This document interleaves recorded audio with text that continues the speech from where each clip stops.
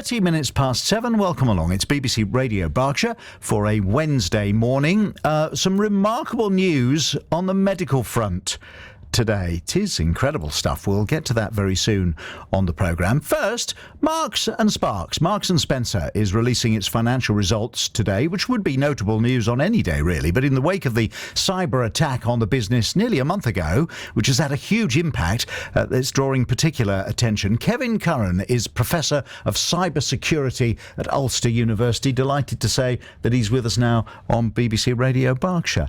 Just how badly have Marks and Sparks been impacted? It's utter disaster, Vernon. Their estimated losses are 40 million a week, and we can tell that because we're making really 4 million a day in sales online. And their share value has dropped by 7% again. So they wiped between 500 and 700 million off their valuation. And last year they were so profitable, almost $1 billion in profit. So again, we're seeing, like the implications of ransomware really hitting the company, really, that can bring it to its knees. And and of course they have cyber insurance, which is now a must for organizations, again, to protect, to cover, whatever the repercussions are. But they have already surpassed their 100 million cyber insurance cap. So there no doubt that we have major losses here. And of course, it's a triple whammy, as we're aware of here. Obviously, it was a technical breach. It's had a big effect on customers and the experience in store, and particularly online, of course, where you still can't buy anything from Marks and Spencer's online. And of course, on the finances of the organisation, of the business. Absolutely. We're seeing how crucial now systems are really for doing operation. Because what we have is a gulf.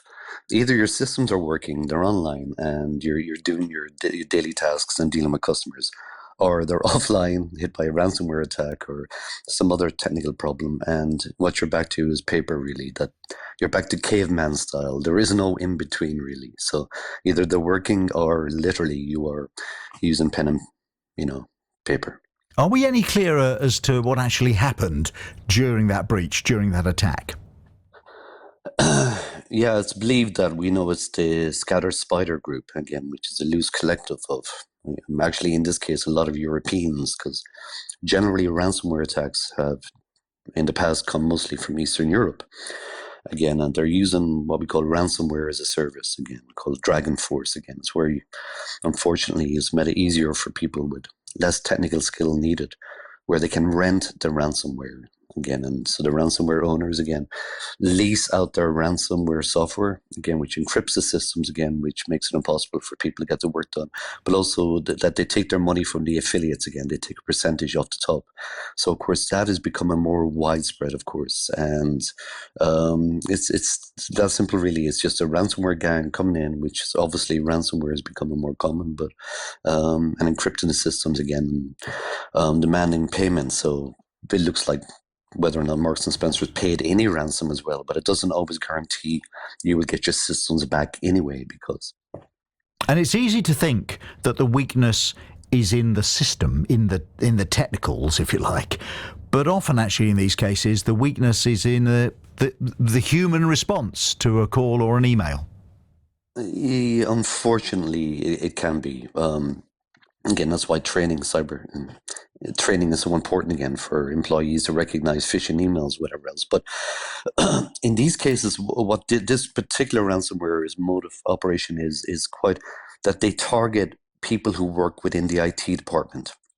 Again, and they get their credentials, again, so they can log in as an admin, because most modern systems now, corporations are using newer tools, again, where most end devices that the employees have are locked down. So you can't install software like we could even 5-6 years ago. That now you need permission, and you have to, show the IT department that the software you're using is actually trusted from a well-known source. Again, so it's not so much an employee generally nowadays clicking on something again and downloading it, because in case you don't, every email coming in now is scanned by the software behind the systems, and it looks for known viruses, known ransomware variants as well, and therefore it will not run, it will not be allowed, and all attachments are scanned.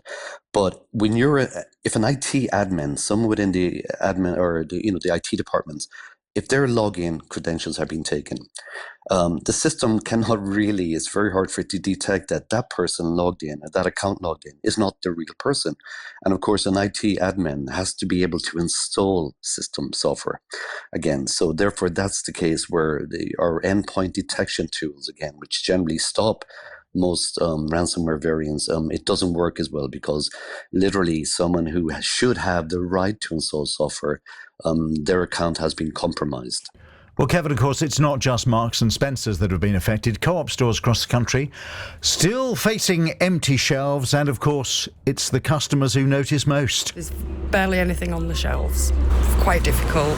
It's quite scarce for everything: milk, meat, bread, mayo. We've struggled. It's all a bit bare. We've had no milk, and we've also struggling to get full fat mayonnaise. Because this is the only shop in the village as well, so it's not like you can just go to another store. This is the only one. Your nearest shop from here is probably 12 miles to Penrith. There's really nothing in. I can imagine it's really hard for people that can't really drive either, that use this as their main shop. So, Kevin, the figures we have in for Marks and Spencer's, profit before tax down by nearly a quarter, but sales are slightly up. Well, that's astonishing, given that you cannot do any orders on the website. Yes, but I wonder what the cut-off point for these figures actually were. So it may well be that the full impact of what's happened in the last 3 or 4 weeks isn't seen yet. But yeah, we will see. And very quickly, is there any news as to when things will be put right and we'll be back to normal? It's difficult. Generally, it does take weeks for to be able to restore systems again, but there is nothing as complex as modern computer systems, really. You have different operating systems, you have tens of thousands of endpoints probably here in the likes of Marks and Spencer's. You have networks, you have cloud services again, you've got databases, you have custom apps tying that together. The people who developed a lot of the software may have moved on. The source code might be, just gobbledygook to someone else again. And then you have security protocols. And then you also have to ensure that every machine is reinstalled again, because you cannot trust that it hasn't been compromised from previously. Again, so it really is, it's so complex again. It's not as simple as just putting in your CD and restoring Windows or Mac OS software. Again, you have to tie together all these systems which have been in place probably for tens of years. Kevin, thank you so much for joining us on the programme today. Kevin Curran there, who's Professor of Cybersecurity at Ulster University.